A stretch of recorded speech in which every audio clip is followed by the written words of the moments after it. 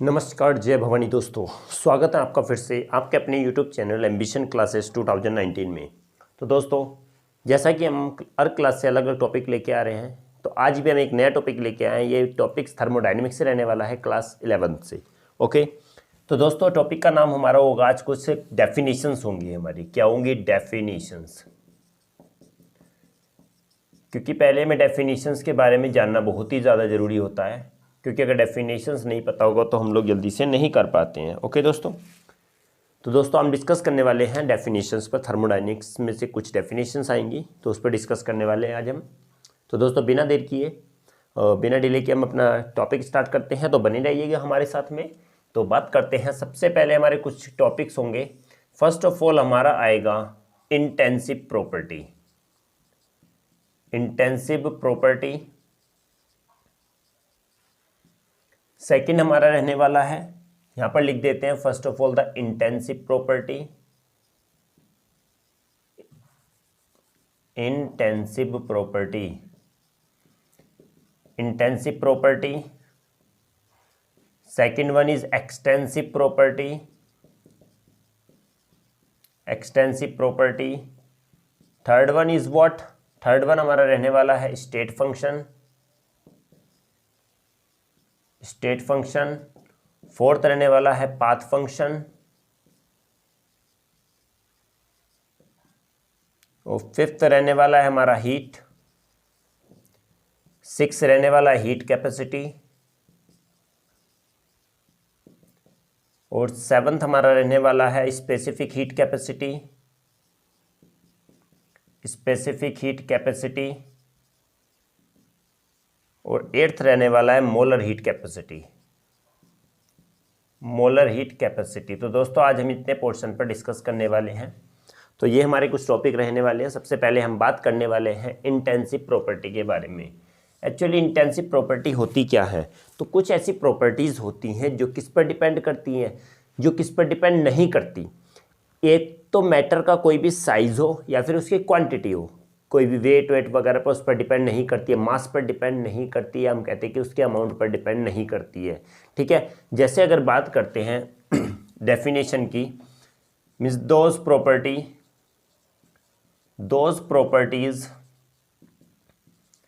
which do not depends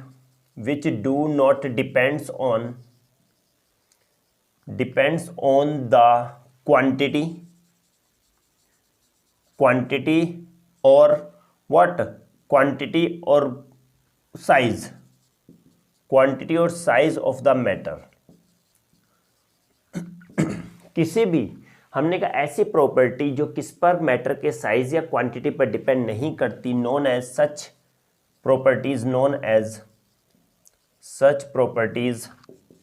known as बेटा आती हैं, उसको हम क्या बोलते हैं? Intensive property. Intensive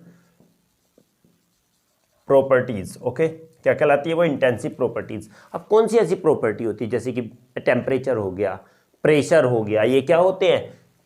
temperature. Example is the temperature.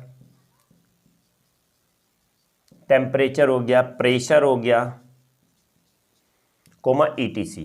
अब हमने कहा गया कि क्या ये ऐसी प्रॉपर्टीज होती हैं जो किस पर डिपेंड नहीं करती? साइज या मैटर पर डिपेंड नहीं करती। यानी कि टेम्परेचर का साइज कितना है ये नहीं, उसकी क्या वैल्यू होती है, पर क्या नहीं होती, उसकी क्वांटिटी नहीं होती। ये क्वांटिटी पर डिपेंड नहीं करती, साइज पर डिपेंड नहीं करती है। वैसे ही प्रेशर होता है जो किसी साइज पर डिपेंड नहीं करता, किसी भी मैटर के साइज पर डिपेंड नहीं करता है। ओके ना, तो ये प्रॉपर्टीज क्या कहलाती हैं? इंटेंसिव प्रॉपर्टीज कहलाती हैं। दोस्तों बात करते हैं सेकेंड वाले की, एक्सटेंसिव की। Extensive properties. एक्सटेंसिव प्रॉपर्टीज क्या होती हैं? Means those properties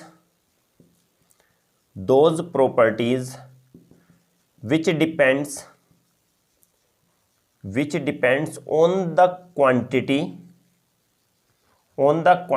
and size of the matter। quantity and size of the matter। तो क्या कहलाती है? इन प्रॉपर्टी को क्या बोलते हैं? Known as extensive property. Extensive properties. कोई ऐसी प्रॉपर्टीज़ बताएगा कोई क्या होती हैं कि एक्सटेंसिव किससे बोलेंगे कि जिसमें मास की ज़रूरत होती है। तो हम कह सकते हैं इसमें नंबर ऑफ मोल्स नहीं पता होगा, अगर मास नहीं पता होगा, क्वांटिटी नहीं पता होगी किसी भी सब्सटेंस की, तो you can't calculate the number of moles. And the second one is the volume comma ETC, और बहुत सारी चीज़ें इसमें होती हैं। तो फर्स्ट ऑफ ऑल ऐसी प्रॉपर्टी जो किस पर डिपेंड करती है, क्वांटिटी पर भी और मैटर के साइज पर भी। मैटर की क्वांटिटी ना हो तो हम क्या मोल्स कैलकुलेट कर सकते हैं क्या? No, we can't calculate the number of moles without the quantity और without the quantity of matter. If the quantity is given that this substance is what 5 gram and the molecular formula of this substance of the same substance is this, so you can easily calculate the number of moles। अगर क्या होगा, कुछ भी नहीं दिया होगा तो कैसे करोगे? ओके तो आती है, हमने कहा पहले देखते हैं इंटेंसिव जो किस पर डिपेंड नहीं करती, मैटर या मैटर के साइज पर और क्वांटिटी पर डिपेंड नहीं करती है। जैसे टेम्परेचर प्रेशर हो गए, जरूरी नहीं है कुछ भी, ठीक है, टेम्परेचर हम कर सकते हैं, प्रेशर भी कर सकते हैं, ठीक है। दूसरी बात क्या होती है कि प्रॉपर्टीज, ऐसी प्रॉपर्टी जो किस पर, क्वांटिटी पर भी और साइज पर भी डिपेंड करती है मैटर के। जैसे फर्स्ट नंबर ऑफ मोल्स और वॉल्यूम। मोल्स या वॉल्यूम हम कैसे निकाल सकते हैं, किसका वॉल्यूम, कितना वॉल्यूम है, जब पता होगा ना कि 2 ml है, 200 ml है, या 2 लीटर है या 10 लीटर है, तो हमें पता होना जरूरी होता है, तभी हम क्या कर सकते हैं, कैलकुलेट कर सकते हैं। ओके ना। सो ये 2 डेफिनेशन हैं, चाहो तो आप स्क्रीनशॉट भी ले सकते हो। Yes. Next is what? Next part is third one is the state function. Third one is the state function. अब स्टेट फंक्शन क्या होता है? हमने कहा ये एक ऐसा वेरिएबल होता है जो किस पर डिपेंड करता है, इनिशियल और फाइनल स्टेट पर डिपेंड करता है। सिस्टम की इनिशियल और फाइनल स्टेट पर ही डिपेंड करेगा। पाथ फॉलोड पर डिपेंड नहीं, कैसे हुआ कैसे नहीं हुआ उस पर डिपेंड नहीं करेगा, बट स्टार्टिंग में क्या था और फाइनल में क्या हो गया इस पर डिपेंड करेगा। मीन्स हम how can you define, means the variable which depends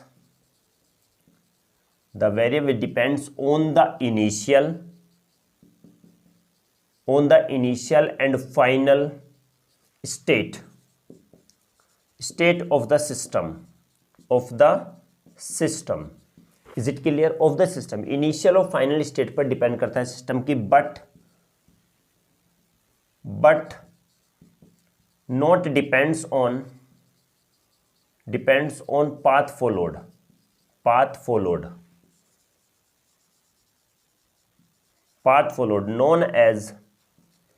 known as what? State function. इसको हम क्या बोलते हैं? State function. एग्जाम्पल अभी बोला था, pressure comma temperature comma ETC। अब देखते हैं दोस्तों क्या चीज़ है ये। अगर हम बात करेंगे किसकी, बात करते हैं वेरिएबल की। ऐसे वेरिएबल जो किस पर डिपेंड्स करते हैं, इनिशियल और फाइनल स्टेट पर डिपेंड करते हैं किसी भी सिस्टम की, और किस पर डिपेंड नहीं करते, पाथ फॉलोड पर, कैसे हुआ कैसे चेंज हुआ, कैसा पाथ था कैसे चेंज हुई उस पर डिपेंड नहीं करते हैं। उन्हें हम क्या बोलते हैं? State function. Example is the pressure, means how, first of all if the change in pressure delta P is equal to P2 minus P1, initial position final position ऐसे ही तो निकालते हैं ना। अगर चेंज कितना हुआ तो डायरेक्टली कैसे निकाल, P2 माइनस P1, कैसे हुआ ये नहीं पता चलेगा कि ये P1 से P2 कैसे हो, इसके बारे में हम ये एक्सप्लेन नहीं करते हैं। Same as delta T is equal to what, T2 minus T1। Is it clear? तो इनिशियल और फाइनल स्टेट पर डिपेंड करता है, पाथ फॉरवर्ड पर डिपेंड नहीं करता कि ये कैसे चेंज हुआ कैसे नहीं हुआ, नहीं, ये सिर्फ इनिशियल और फाइनल स्टेट पर ही डिपेंड करता है। ओके, तो दोस्तों सेकेंड वाला आता है इसमें फोर्थ वाला। Fourth means what? Fourth is the path function.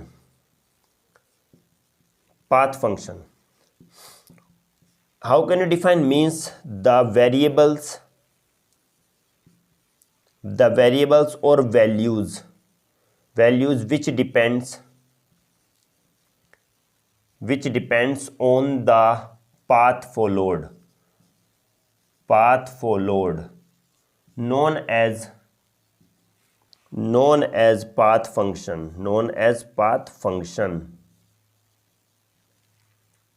Is it clear दोस्तों? क्या होता है कि हमने कहा गया कि क्या जो वेरिएबल या वैल्यूज किस पर डिपेंड होती है, पाथ फॉलोड पर डिपेंड होती है, उसे हम क्या बोलते हैं, path function. Example is work comma ETC।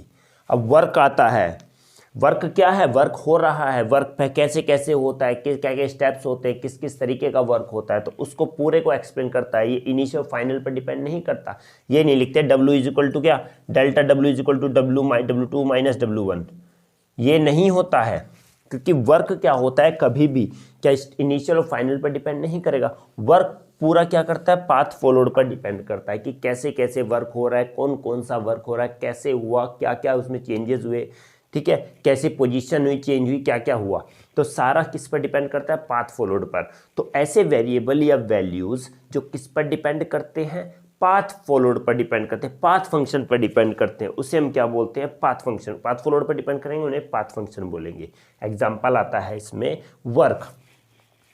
Work की अगर हम बात करें तो वर्क में कोई भी क्या नहीं होता, इनिशियल फाइनल नहीं होती है। ये क्या होता है, स्टेट पाथ होता है, इसमें कैसे कैसे चेंज हो रहा है। जबकि स्टेट की बात आए तो स्टेट में क्या होता है, ये किस पर, इनिशियल फाइनल पर डिपेंड करता है, पाथ फॉलोड पर डिपेंड नहीं करता। Example is what, work. Work is an example of path function and pressure and temperature are an example of state function. दोस्तों चाहो तो आप स्क्रीनशॉट भी ले सकते हैं।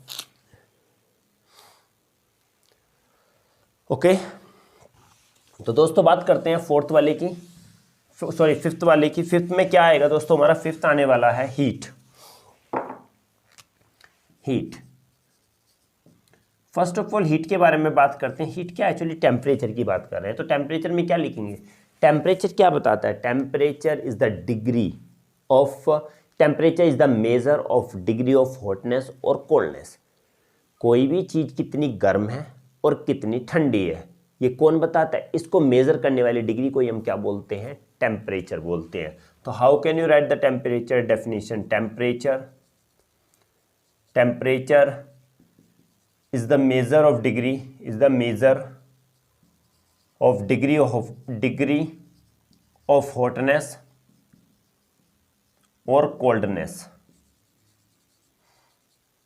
ओके, हॉटनेस या कोल्डनेस की डिग्री ही क्या कहलाती है, इसको डिग्री, हॉटनेस की डिग्री या कोल्डनेस की डिग्री का मेजर ही क्या कहलाता है, टेम्परेचर कहलाता है। Okay, now the energy, or we can say that the amount of energy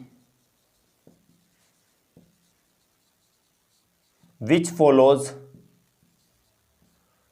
the amount of energies which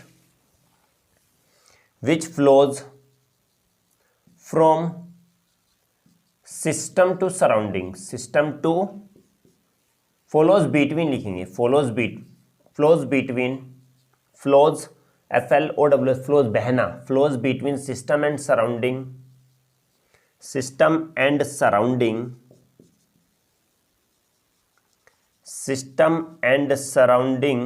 on the account of what, on the account of temperature difference।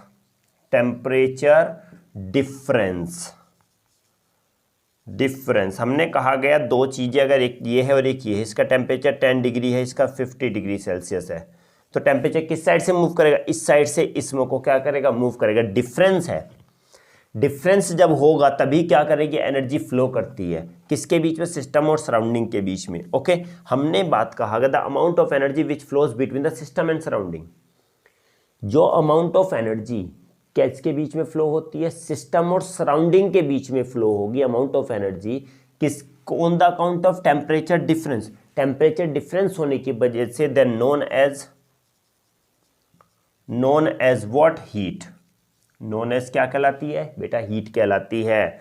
क्यों, अब हम बात करते हैं कि कोई भी सिस्टम ले लिया हमने, ये सिस्टम है और ये बाहर हमने बताया था पूरा सराउंडिंग है, और ये क्या थी, बाउंड्री है, ये वाली बाउंड्री है। ओके ना, बात करेंगे यहाँ का टेम्परेचर, बाहर एटमॉस्फेयर का टेम्परेचर कितना है, अगर कॉमन सी बात देखी जाए तो कितना, 30 डिग्री सेल्सियस है।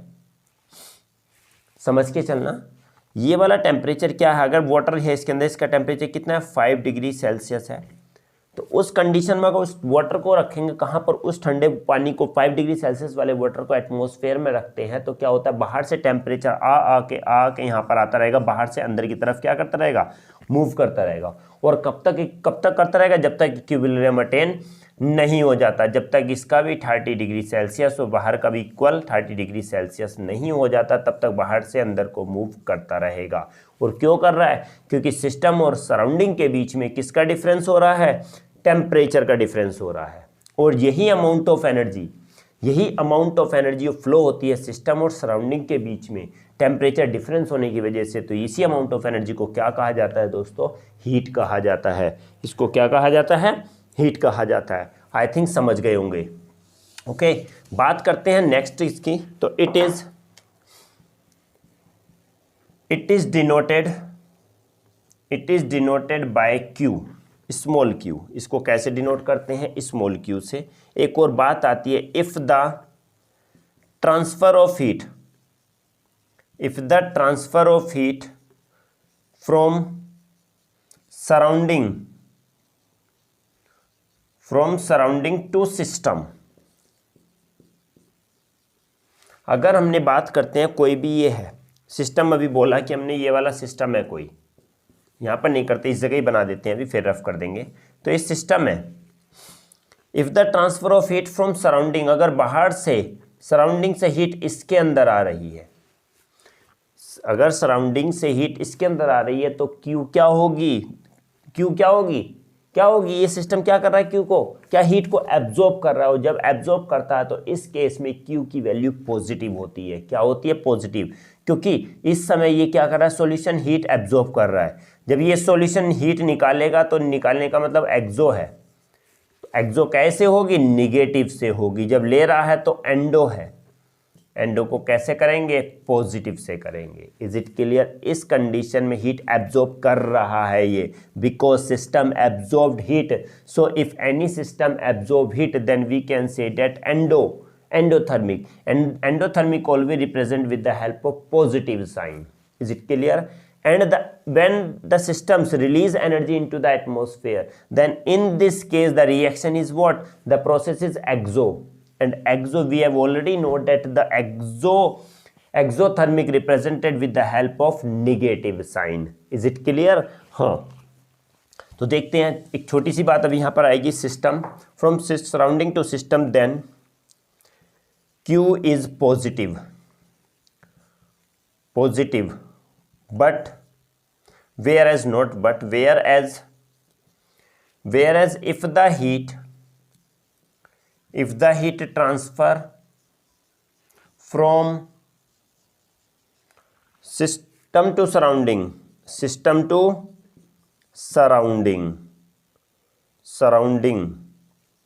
then Q is what? Q is negative. Q क्या होगा इस कंडीशन में, Q निगेटिव होगा। Is it clear. I think ये क्लियर हुआ होगा। समझ लेते हैं, टेम्परेचर क्या होता है, डिग्री ऑफ हॉटनेस या कोल्डनेस होता है हम। और दूसरी बात आती है कि जितने अमाउंट ऑफ एनर्जी सिस्टम और सराउंडिंग के बीच में ट्रांसफ़र होती है और मूव करती है, फ्लो होती है, क्यों, क्योंकि टेम्परेचर डिफरेंस की वजह से। तो ये क्या कहलाती है, हीट। डिनोट करते हैं हीट को स्मॉल क्यू से। हीट अगर सराउंडिंग से सिस्टम में आ रही है तो Q will be positive. If the heat transfer from system to surrounding, system से सराउंडिंग में जा रही है तो क्यू क्या होगा, निगेटिव होगा। ओके, चाहो तो आप स्क्रीनशॉट भी ले सकते हो। और दोस्तों साथ साथ शेयर भी करते रहिए ताकि दूसरों को भी इसका बेनिफिट मिल सके दोस्तों। ओके दोस्तों, नेक्स्ट बात करते हैं heat capacity. Is it clear. Heat capacity क्या होती है, heat capacity is what, yes, heat capacity ये, या एक्चुअली हीट कैपेसिटी क्या है, ये भी अमाउंट ऑफ एनर्जी होती है। क्या होती है, अमाउंट ऑफ एनर्जी। हीट की बात है तो अमाउंट ऑफ एनर्जी, और कैपेसिटी का मतलब उसकी कैपेसिटी को बता रहा है।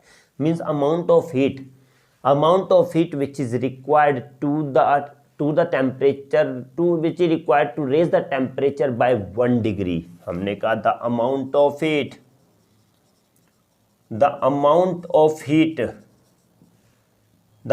heat which is required to raise the temperature किसका? to raise the temperature of system, to raise the temperature of system, amount of heat which is required to raise the temperature of system by 1 degree Celsius भी बोल सकते हैं, by 1 degree बोलो यहाँ पर, by 1 degree, then this heat known as what? Heat capacity. Is it clear? And it is represented by, it is denoted by capital C. ध्यान रखना बेटा, इसको कैपिटल C से रिप्रेजेंट करते हैं. किससे रिप्रेजेंट करते हैं? C से. हमने कहा अगर जितना अमाउंट ऑफ हीट की जरूरत हमको पड़ती है क्या करने के लिए? सिस्टम का 1 डिग्री टेम्परेचर बढ़ाने के लिए, तो उस हीट को हम क्या बोलते हैं? हीट कैपेसिटी बोलते हैं, और इसको डिनोट किया जाता है कैपिटल C से. अगर बात करते हैं कौन से की है, ये था हमारा 6. आती है दोस्तों हमारी 7 क्या होता है? अगर 7 की बात करें तो 7 क्या है कि स्पेसिफिक हीट. ये क्या होती है? Specific heat capacity. तो दोस्तों यहाँ पर कंफ्यूजन ना हो तो हम स्पेसिफिक हीट कैपेसिटी क्या होती है? स्पेसिफिक हीट कैपेसिटी दोस्तों क्या होता है कि the amount of heat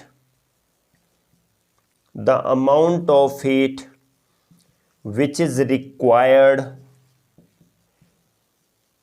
is required to raise the temperature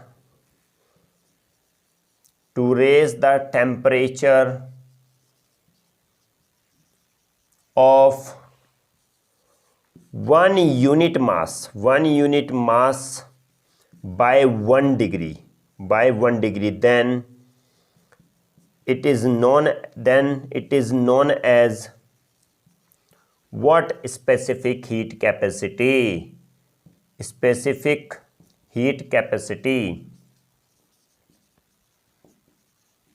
It is represented by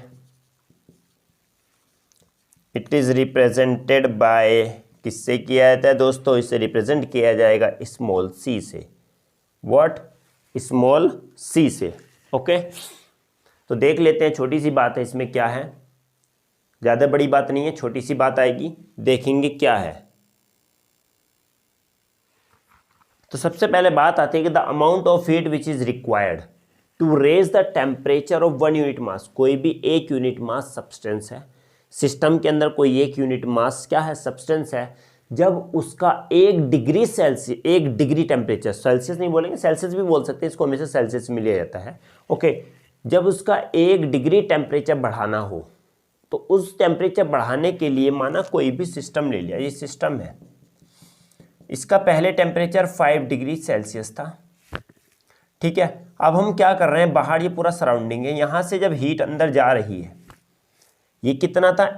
हमने कितना था? 1 यूनिट ले लो. इसका मास कितना है? 1 यूनिट. 1 यूनिट मास है इसका, इस सब्सटेंस का 1 यूनिट मास है, और टेम्परेचर टाइम कितना है? 5 डिग्री सेल्सियस. अब हमें बाहर से क्या दे रहे हैं? हीट दे रहे हैं इसको, और जैसे इसका टेम्परेचर 6 डिग्री सेल्सियस पहुंच जाए, ठीक है, 1 यूनिट मास है, 5 degree Celsius, 6 degree Celsius, 1 degree Celsius हमने क्या कर दिया? इंक्रीज कर दिया. तो 5 डिग्री सेल्सियस से 6 डिग्री सेल्सियस के लिए जितनी हीट की ज़रूरत हुई, जितने अमाउंट में हीट लगी, वही हीट क्या कहलाती है? स्पेसिफिक हीट कैपेसिटी कहलाती है.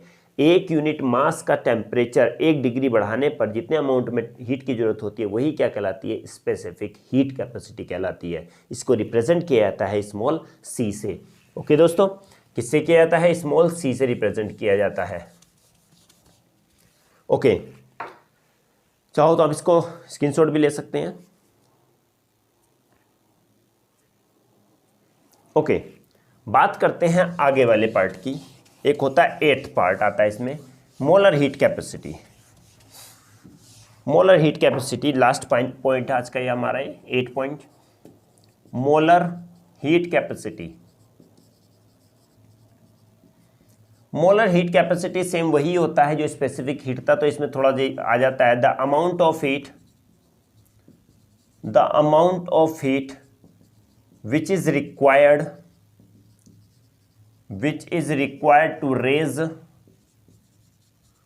to raise the temperature of 1 mole by 1 degree. तो क्या कहलाता है, 1 मोल डिग्री बढ़ाने के लिए कितने क्या होता है जो हमें जरूरत पड़ती है, the amount of heat which is required to raise the temperature of 1 mole by 1 degree. 1 mole substance का 1 मोल सब्सटेंस बाय 1 डिग्री ऐसे लिख दो, अच्छा रहेगा। ठीक है, 1 डिग्री, जब हम 1 डिग्री किसी 1 मोल सब्सटेंस का 1 डिग्री टेम्परेचर बढ़ाने के लिए क्या है, जितने अमाउंट में हीट की जरूरत पड़ेगी वही क्या कहलाती है, molar heat capacity. It is represented और it is denoted by what, it is denoted by C, और इस नीचे आ जाएगा M. Is it clear, C M से इसको डिनोट किया जाता है। And the mathematical expression, mathematically it is represented as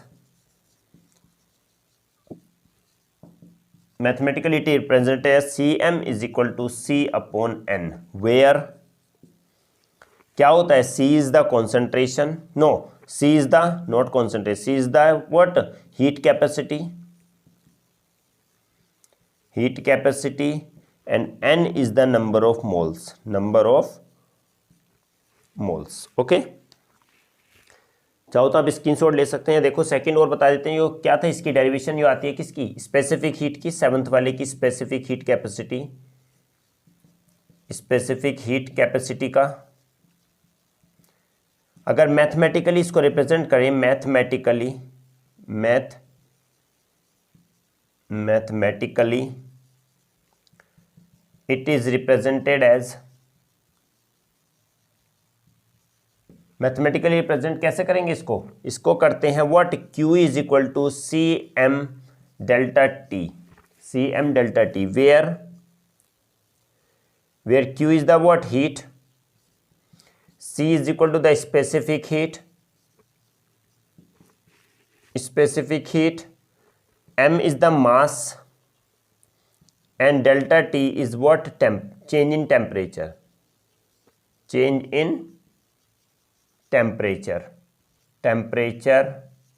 in degree Celsius, इसको हम डिग्री सेल्सियस में लेते हैं दोस्तों, ओके।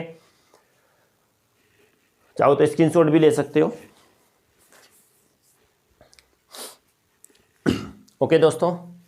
आज की क्लास हमारी इतनी ही थी। मैंने बताया था ना लास्ट टॉपिक हमारा ये रहने वाला है, मोलर हीट कैपेसिटी। तो आज के लिए दोस्तों बस इतना ही, अब मिलेंगे अगली क्लास में एक नए टॉपिक के साथ।